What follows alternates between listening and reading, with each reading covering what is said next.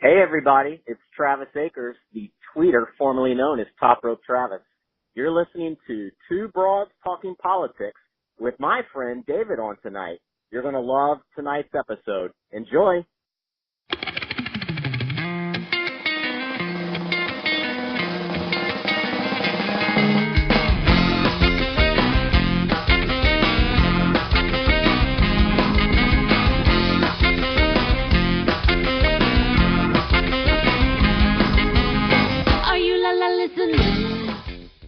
Hey everyone, this is Kelly with Two Broads Talking Politics, and joining me today is David Weissman. Hi, David.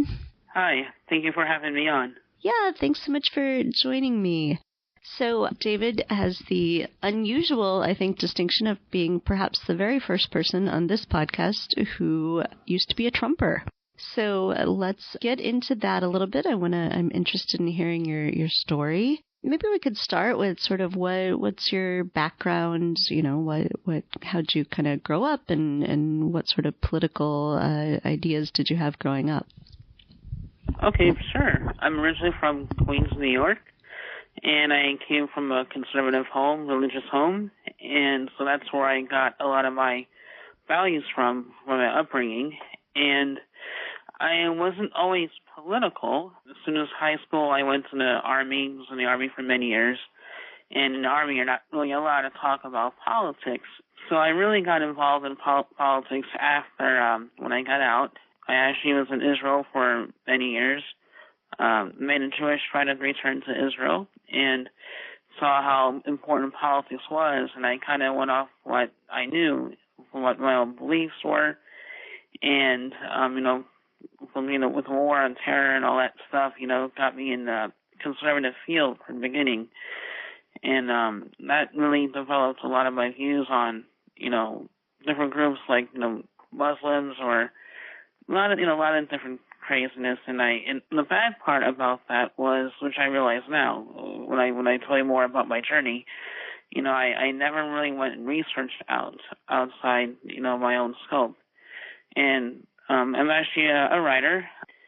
How that started, I posted a lot on when I had a Facebook account. I posted my ideas, my thoughts, and writer liked what I had to say, so I started writing. And I began writing during President Obama's presidency, so during his term.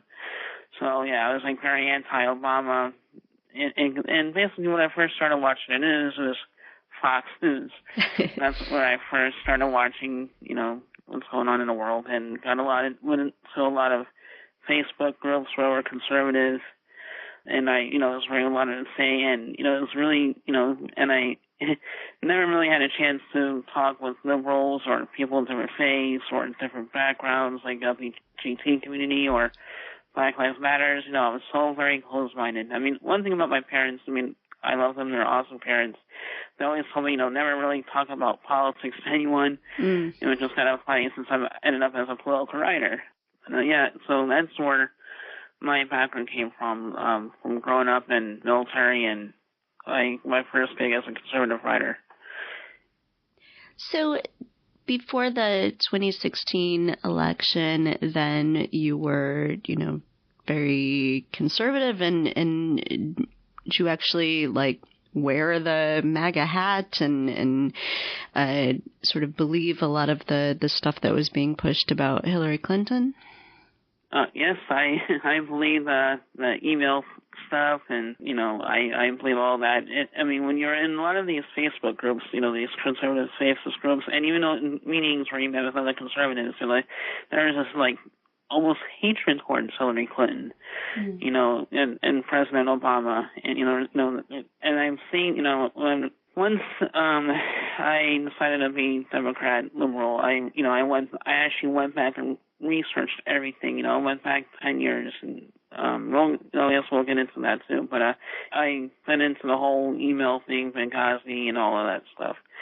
And ignorantly, I knew Trump was famous, and I knew he had a lot of businesses, but I never actually took the time to go research his flaws, his history, his, failures, and, I've always watched Fox News for so many years, I've always watched Hannity, Tucker, and, so many other conservative outlets, and I always felt that they were telling the truth. That's what I knew. I mean, I was like, wow. And I mean, they really made Obama to be this bad guy, Hillary Clinton to be this bad guy, and ignorantly I believed it. And Trump saw that, and he ran with it too, which, he ran with it, which helped him got elected to the presidency. And, I fell for it. I thought that he was, like Captain America. And, I was like, yeah, and I didn't know much about immigration as far as, like, seeking asylum or there's so many things into it that I didn't know. I mean, I just fell for the conservative talking points of, we need borders, we need a wall. And that's what I fought for, and I didn't really think to go outside the box with that. So then what was the moment that changed your mind? Was it after the election? What happened was, it was definitely after the election, because I was a Trump supporter, for a couple of years, defending him, going after anyone that, went after him. And I was in, a lot of Twitter groups too, with Trump supporters on Twitter, because that's when I really got in the thick of it all. And anytime, when Trump mentioned about a person, we go after and say, hey, let's go after this guy, and, we went after him. So, why aren't you liking Trump? You should like Trump. He's like, he's done all of these things. And during all of that time, there was also a time where conservatives were being shadow banned, supposedly, which I thought was actually happening.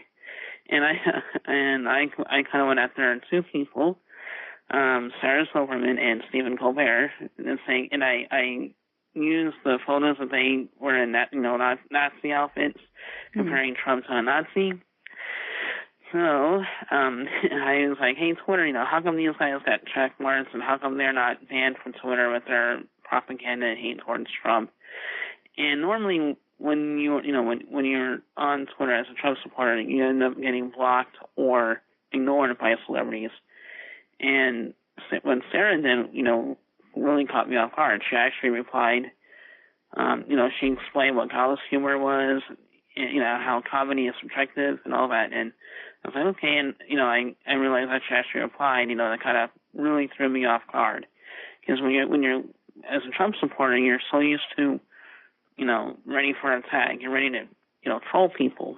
So we were talking, and I'm starting to talk to different liberals and people, and for some reason, I just had the thought of wondering, why do, that thought in my head came, I was thinking, why do liberals waive certain things, because conservatives have this narrative of what the Democrats, liberal, stand for. And one of their talking points was one of the biggest ones that really got to me. Like, why does Democrats care more about, quote unquote, illegal aliens than the military? I was that ignorant not to research that one on my own. So, for some reason, something came over me, and I decided to ask Sarah that. So she was one of the few liberals who, actually engaged. Because before that, we actually had a debate about Trump. I asked her why she didn't like him. She told me why she didn't like him. I told her why I liked him. Because I had no intention of becoming a Democrat or any of my support at all. I had none. So I asked her about, how come liberals, care more about illegal aliens than the military? So she actually responded with that. And she said, it's actually inclusive. You can actually care about immigrants as well as the military.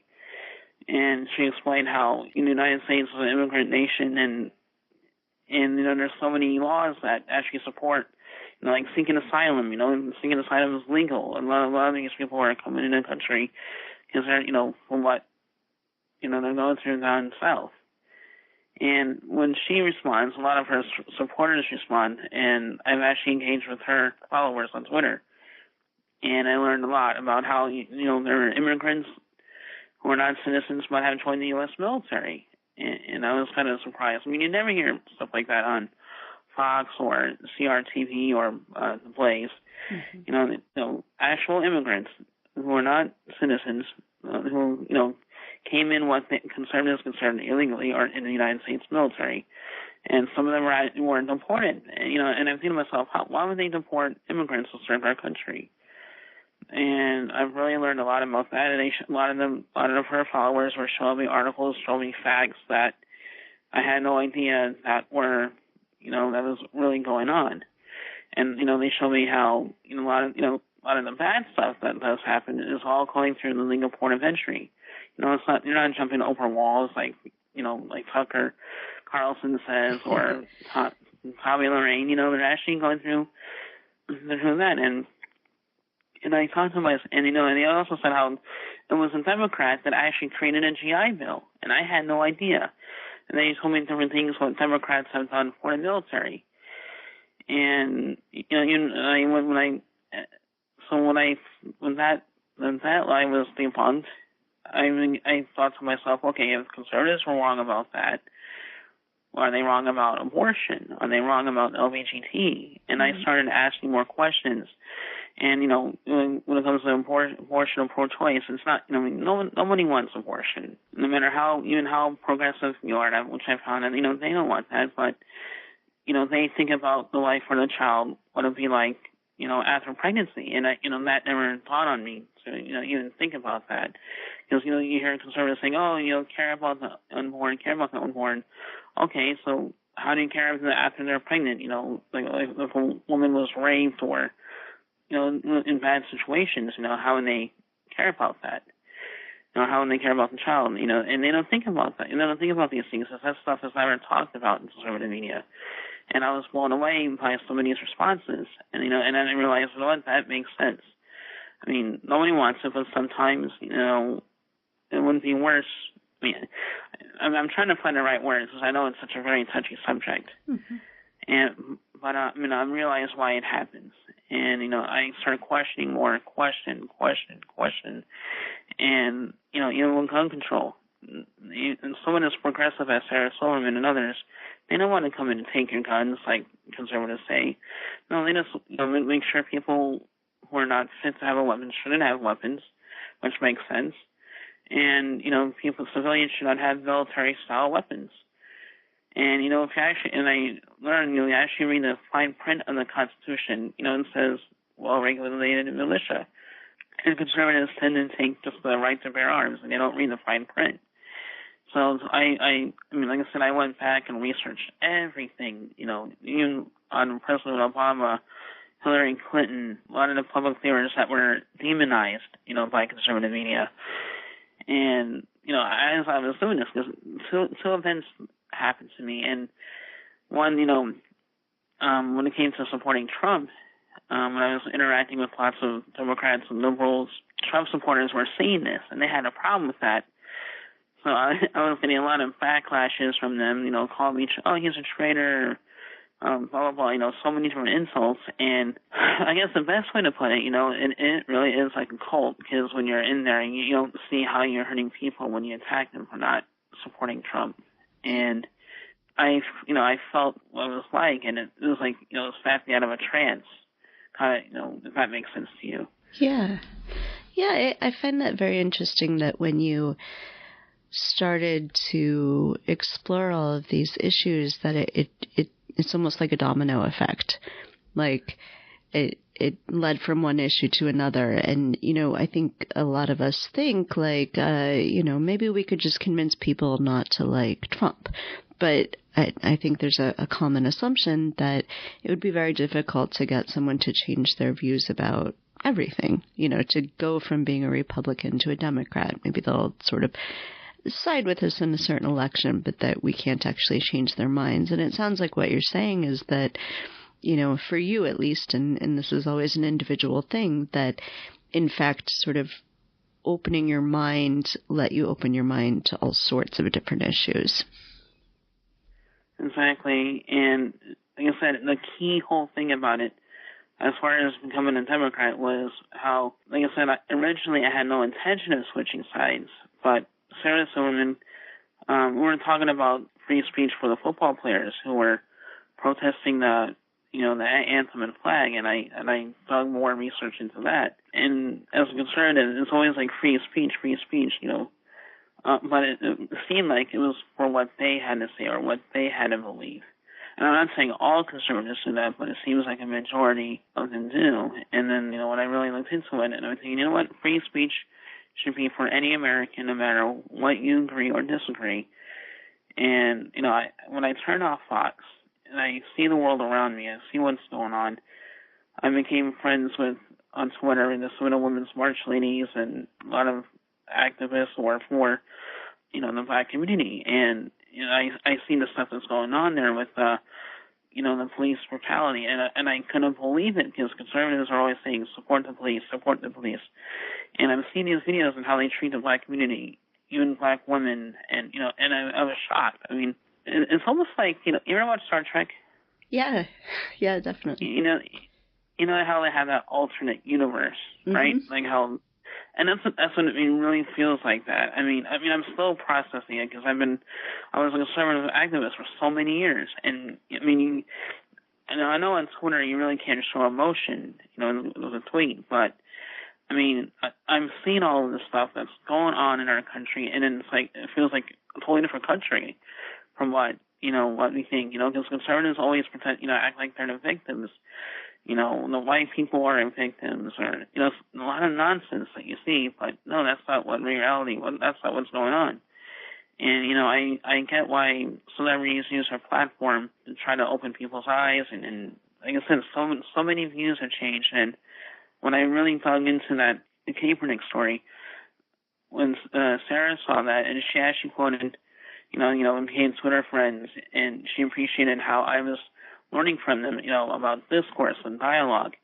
And when she did that, that was when the moment where I let my own wall down, my own closed-mindedness, went away, and that's when I really began even doing more and learning about Muslims, and a lot of them are really cool people. They're not terrorists. It's not a hateful ideology like what conservatives say. And I learned about the LGBT, people who are trans, and all of that stuff. And wow, all they're just asking for is acceptance and equality. Why is that such a bad thing?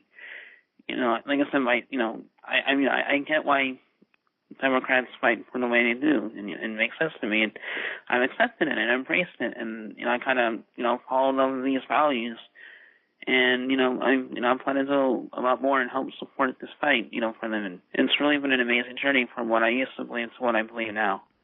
Yeah, definitely. So do you think it's possible to reach other conservatives? What would be sort of your recommendations for how we try to reach out to people and show compassion and maybe be able to open some minds? Definitely patience. I know a lot of conservatives are hard-headed people. Accepting them for who they are and what they believe, but tell your side of what you believe without trying to convince them, like what Sarah did. And appreciate the discourse and show them facts too, because facts is very important. So that's what. Like I said, I see how there's like two different narratives from conservative media and the media around the world. And like I said, when I got the backlash from the Trump supporters, I saw how they and Trump get it from each other, and I saw how Trump is very divisive, always treating people, belittling people. And I'm really, this is not okay. It's one thing to tell it how it is, but he's doing it in such a demeaning way. And then like I said, I went back and researched so many different things. I went and, and I saw how he has connection with Russia, Saudi Arabia, and so many different things. And I was kind of blown away by that too. And I'm like, well, and what he did, he created a false emergency with a government shutdown, and so many different things. How he's harming the people, and it's like I had enough. I had enough, and I think he's wrong for the country, and I think he should be impeached personally. And so now you're actually a registered Democrat. That's correct. I'm an officially registered Democrat for New York State. Congratulations. Thank you. Is there anything else that you want to make sure we talk about? And then the people who have helped me along this way, I just want to say thank you to them. Like I said, it wasn't just Sarah that I learned from. I learned from so many different people, so many different conversations that helped me think for myself. And I truly appreciate people being patient with me and forgiving too. A lot of people forgave my my trolling behavior as a former Trump supporter. So I'm grateful for that. Great. Well, and thank you so much for being so open about your story. I think it's really good for people to hear. I know, it's very easy on both sides to sort of demonize people on the other side, and recognizing the journey that that you went through, I think really helps us be more empathetic to people who are still supporting Trump and still being conservative. So I really appreciate that you're willing to be so open and lay that out for everyone. Well, thank you. I really appreciate you hearing my story, too. Thank you. I really appreciate it. All right, and we'll link on our website to your Twitter feed and your pieces in the forward so people can see a little more about you and can connect with you and continue to have those conversations. Thank you so much. Thanks for listening to Two Broads Talking Politics. Our theme song is called Are You Listening? Off of the album Elephant-Shaped Trees by the band Immunuri, and we're using it with permission of the band. Our logo and other original artwork is by Matthew Weflin and was created for use by this podcast.